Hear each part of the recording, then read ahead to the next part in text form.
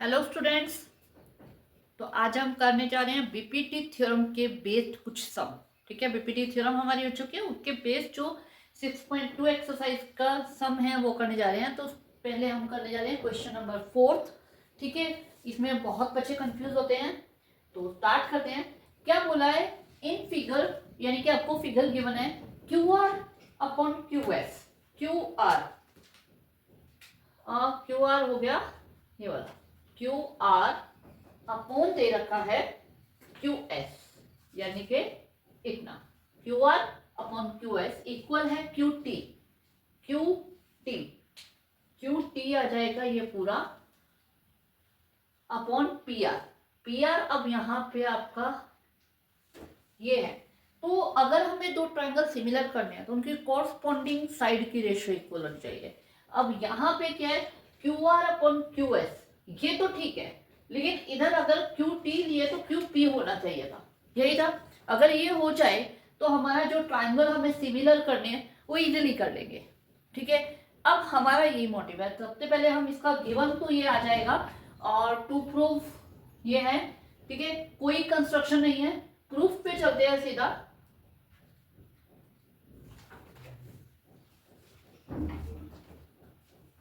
तो सॉल्यूशन में क्या करेंगे, देखो सबसे पहले आपको जो ये दे रखा है ना, एंगल 1 इक्वल टू एंगल 2, यहीं पे हमारा काम होगा। देखो एंगल 1, जो एंगल 1 और एंगल 2 जो है वो पी क्यू आर ट्राइंगल में है।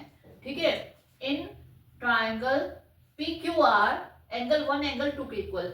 हमें पता है जब किसी ट्राइंगल के ऑपोजिट एंगल इक्वल है तो उनके ऑपोजिट जो साइड्स होती हैं वो भी इक्वल होती हैं। ठीक है, तो एंगल 1 के सामने इस ट्रायंगल में जो साइड आ रही है वो आ रही है पी आर, और एंगल 2 के जो सामने आ रही है वो आ रही है क्यू पी। ठीक है, क्यू आर क्यू पी के इक्वल होगा। क्लियर। अब हमें जो दे रखा है Q R upon Q S, Q T upon P R, ये दे रखा है। पी आर की जगह हम यहां से क्यू पी ले सकते हैं। ठीक है, यहां पे हम पुट कर देते हैं, ये हमने ले लिया। अब इसे देखो, Q R upon Q S same Q T upon Q P. तो आप देख सकते हो इन दोनों ट्रायंगल, मतलब अगर हम ले P Q S and T Q R, P Q S and T Q R में कॉरस्पॉन्डिंग साइड की रेशियो इक्वल आ गई। ठीक है, और इन्हीं साइड के बीच में जो एंगल 1 है वो दोनों में कॉमन आ रहा है, तो हम ये ले सकते हैं कि एंगल 1 इक्वल टू एंगल 1। अगर एक एंगल इक्वल है और उसी एंगल को बनाने वाली दो कॉरस्पॉन्डिंग साइड की रेशियो इक्वल है, then by S criteria triangle P Q S similar हो जाएगा ट्रायंगल टी क्यू आर। ठीक है, क्लियर। क्या किया, सिर्फ उस एंगल की, एंगल 1 और 2 की हेल्प से हमने इन दोनों को इक्वल लेके यहाँ पे पुटअप कर दिया, उससे हमारा क्राइटेरिया एस कंप्लीट हो गया। तो उससे हमारा क्या है, ये ट्रायंगल सिमिलर हो गए। ओके, तो आगे चले।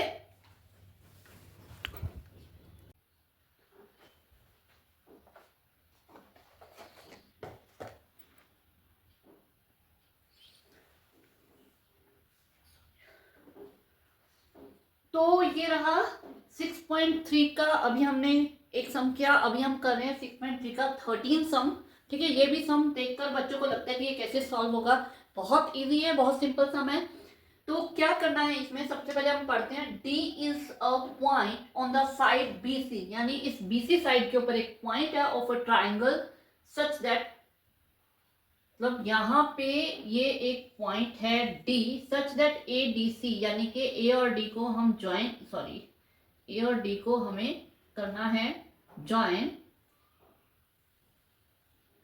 सच दैट ADC, यानी ये जो एंगल है ADC, ये जो एंगल है इक्वल है BAC, यानी कि इसके। ठीक है, इसे हम इस तरह से देख सकते हैं कि ये वाला जो एंगल है, मतलब ये वाला जो एंगल है ये इक्वल है इस एंगल के। ठीक है, और हमें ये चीज शो करनी है, CA का स्क्वायर यानी CA 2 बार आएगा। ठीक है, अब इसको मैं थोड़ा सा आपको बताती हूँ कि हम किस ढंग से करेंगे। देखो अगर हम इसे चाहे तो हम कुछ इस तरह की रेशो में कन्वर्ट कर सकते हैं, इसे कुछ इस तरह की रेशो में हम कन्वर्ट कर सकते हैं। तो रेशो कब इक्वल आती है? जब दो ट्राइंगल क्या होते हैं? सिमिलर होते हैं। अब दो ट्राइंगल कौन से लेने हैं? पॉइंट ये है, आपको दिख रहा है एक ये एंगल है जो कि इस ट्राइंगल के बीच में आ रहा है, और दूसरा एंगल जो है वो बड़े ट्राइंगल के बीच में आ रहा है। तो डेफिनेटली हम इन्हीं दो ट्राइंगल्स को लेंगे, क्योंकि हमारे पास इनका एक एंगल ऑलरेडी इक्वल है। हमें दो चीजें इक्वल करनी है, एक एंगल ऑलरेडी इक्वल है, तो हम इन दोनों ट्राइंगल्स को सिमिलर करेंगे। बात समझ में आई? क्लियर? तो स्टार्ट करते हैं। सबसे पहले हम ले लेते हैं in triangle ABC and angle A के इक्वल है डी वाला एंगल, तो डी सबसे पहले आ जाएगा, और सी दोनों में कॉमन आ रहा है तो सी सबसे पीछे आएगा। तो ये कुछ ऐसा नाम हम इसको बना देंगे, क्योंकि हमें रेशियो इक्वल करनी है, इसलिए हमें इस तरह से नाम लेना था। ठीक है, ए एंगल के इक्वल आ रहा है एंगल डी, तो डी हमने ए और उसके कॉरस्पॉन्डिंग के हिसाब से ले लिया। सी दोनों में कॉमन है, इसे भी हम इक्वल लेंगे, तो सी क्या हो गया? कॉरस्पॉन्डिंग एंगल हो गया दोनों में। तो बाकी जो थर्ड हमारे पास लेटर बचा उसे हमने बीच में रख दिया। ओके, तो अब हमें क्या करना है? पहले एंगल ए, ट्राइंगल एबीसी का एंगल कौन सा इक्वल है? बी ए सी इक्वल है एंगल एडीसी के। ये हमें क्या है? ये चीज हमें गिवन है। ओके, और जो एंगल सी है वो दोनों में कॉमन है, तो डेफिनेटली दोनों में इक्वल होगा। ठीक है, अब दो एंगल इक्वल हो गए, तो by A rule triangle A B C जो है वो सिमिलर हो जाएगा ट्राइंगल डीएसी के। क्लियर? सिमिलर हो गया। अब बाय सीपीएसटी यानी कि corresponding part of similar triangle, दो सिमिलर ट्राइंगल के कॉरस्पॉन्डिंग जो साइड्स होती हैं उनकी रेशियो इक्वल होती है, हमें पता है, तो हम उस हिसाब से इसकी रेशियो इक्वल लेने वाले हैं। तो अब हम रेशियो किस हिसाब से बनाएंगे? हम बनाएंगे जैसे हमारे पास ये दोनों एंगल इक्वल है, ए के सामने वाली साइड है बीसी, इसी तरह अगर एंगल ए के इक्वल था एंगल डी, तो डी के सामने वाली साइड हो गई एसी अपॉन एसी, ये हो गई कॉरस्पॉन्डिंग साइड, या आप कॉरस्पॉन्डिंग साइड यहां से भी निकाल सकते हो। ठीक है, इक्वल हो जाएगा क्योंकि हमें एसी दो बार चाहिए, आपको पता है सीए। तो अब हमने एसी लिए छोटे ट्रायंगल की डी के सामने। अब बड़े ट्रायंगल में एसी कहां पे आ रहा है? बड़े ट्रायंगल में भी हमें एसी ही लेना है। अब बड़े ट्रायंगल में जो एसी है वो कहां पे आ रहा है? वो आ रहा है एंगल ए और सी, जो एंगल दो इक्वल लिए हमने उनकी, तो इसमें डी और सी इक्वल लिए, तो इसमें आ जाएगी डीसी। हो गया कॉरस्पॉन्डिंग साइड। ठीक है, अब इनको हम क्रॉस मल्टीप्लाई कर देते हैं। क्लियर हुआ ना कि पहले हमने AC लेनी थी, तो AC एंगल D के इक्वल आ रही थी छोटे ट्रायंगल में, तो बड़े ट्रायंगल में एंगल A के इक्वल BC सामने BC आ गई, तो ये रेशियो बना दी। फिर दोबारा हमें AC अब बड़े ट्रायंगल में लेना था, तो बड़े ट्रायंगल में AC बन रहा है, जो दो एंगल हमने इक्वल लिए हैं उन दोनों को मिला के, उन दोनों वर्टिसेस को मिला के वो साइड बन रही है। तो छोटे ट्रायंगल में हमने दो एंगल जो इक्वल लिए D और C, उनको मिला के हमने DC लिख लिया। क्लियर? अब अगर क्रॉस मल्टीप्लाई करते हैं तो AC जो है ये हो जाएगा AC का स्क्वायर, और ये आ जाएगा BC इंटू DC। इन्हीं को थोड़ा उल्टा करके लिखा है CA का square equal to CB into CD। Clear? ये हमारा हो गया है हेंस प्रूव्ड। क्लियर हुआ? एक एंगल जो इक्वल दे रखा था, दूसरा हमने कॉमन ले लिया, और उन्हीं एंगल्स के हिसाब से हमने कॉरस्पॉन्डिंग साइड लेकर उनकी रेशियो निकाला। ओके, चले नेक्स्ट सम पे।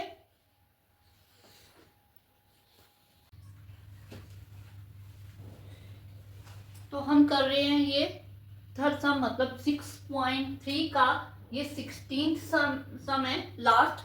ठीक है, इसमें बच्चे बड़े कंफ्यूज होते हैं क्या करना है, तो स्टार्ट करते हैं। If AD and PM are the medians of two triangles, कि हमारे पास दो ट्राइंगल है, वैसे हमें डायग्राम गिवन नहीं है, मैंने दो ट्राइंगल पहले से बना लिए हैं, तो उन्होंने दो ट्राइंगल्स की बात की है PQR एंड ABC, जो हमने ले लिया है।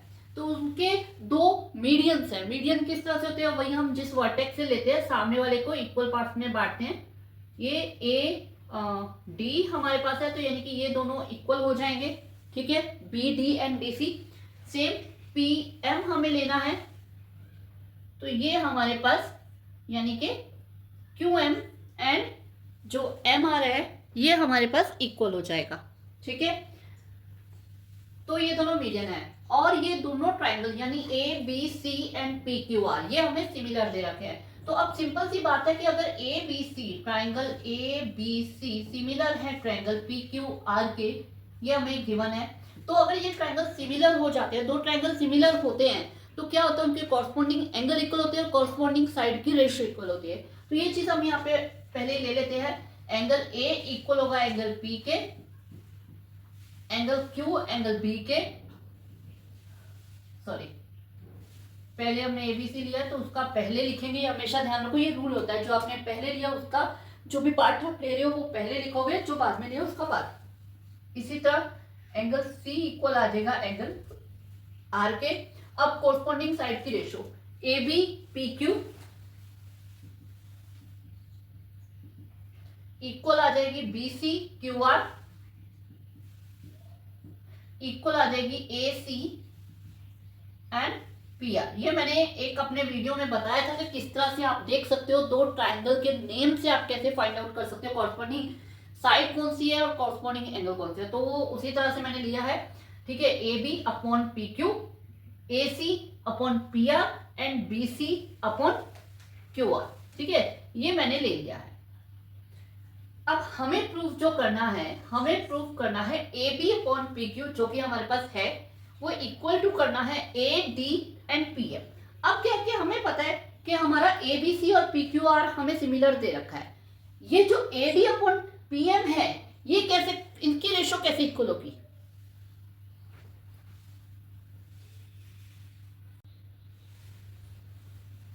तो ये हमें रेशो हमारे पास इक्वल है, ये एंगल इक्वल है, लेकिन हमें जो प्रूफ करना है वो आप देख लो, A B upon P Q यानी A B upon P Q equal करना है A D upon P M के। अब हमें क्या पता चल रहा है कब इक्वल हो सकता है? अगर आपके पास ये जो छोटे ट्राइंगल हैं यानी कि एक तो इसका ये वाला ट्राइंगल और इसका ये वाला ट्राइंगल, अगर ये दोनों ट्राइंगल आपस में सिमिलर हो जाते हैं तो इनकी कॉरस्पॉन्डिंग साइड की रेशो लेकर हम ये जो रेशो हमें इक्वल करनी है उससे हमें मिल जाएगा।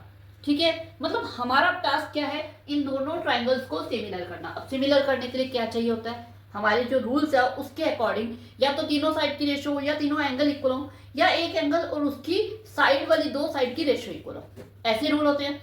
तो हम यहाँ पे यही लेने वाले हैं। क्या है, देखो हमारे पास एंगल बी और एंगल क्यू इक्वल हमारे पास ऑलरेडी है। अब हमें बी को बनाने वाली दोनों साइड की रेशो और क्यू को बनाने वाली दोनों साइड की रेशो हमें इक्वल करनी है, ये हमारा टास्क है।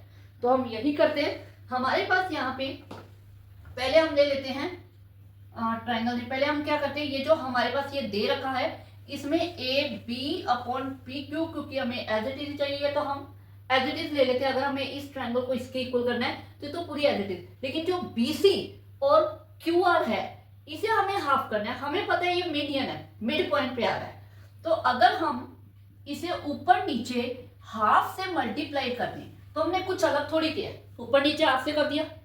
ठीक है, अब बीसी का हाफ क्या होगा, A B upon P Q equal होगा बीसी का हाफ बी डी हो जाएगा क्योंकि डी मिड पॉइंट है। इसी तरह क्यू आर का हाफ क्यू एम हो जाएगा। तो हम यही ले लेते हैं B D upon Q M, ये आ गया। ठीक है, और हमारे पास एंगल बी जो है वो इक्वल है हमारे पास एंगल क्यू के, ये भी हमें गिवन है। ठीक है, अब ये इसकी और इसकी रेशो और ये दोनों एंगल, तो इससे हमारा ये जो ट्राइंगल है ये सिमिलर हो जाएंगे बाय कौन से रूल से, S A S, S A S, S A S. ठीक है, एस एस क्राइटेरिया से triangle A B D similar हो जाएगा ट्रायंगल पी क्यू एम के। ठीक है, जब ये ट्रायंगल इक्वल हो गया तो इसकी तीनों साइड की रेशियो इक्वल हो जाएगी बाय सीपीएसटी। क्या हो जाएगा, A B upon P Q equal हो जाएगा A D upon P M के। ठीक, यही हमें प्रूव करना था। तो ये हमारा हो गया। तो इसके साथ ही मैंने 6.3 के 3 बड़े इंपॉर्टेंट क्वेश्चन आज के वीडियो में कराए हैं। नेक्स्ट वीडियो में भी मैं इसी तरह 6.3 के कुछ इंपॉर्टेंट क्वेश्चन लेके आने वाली हूँ, ठीक है।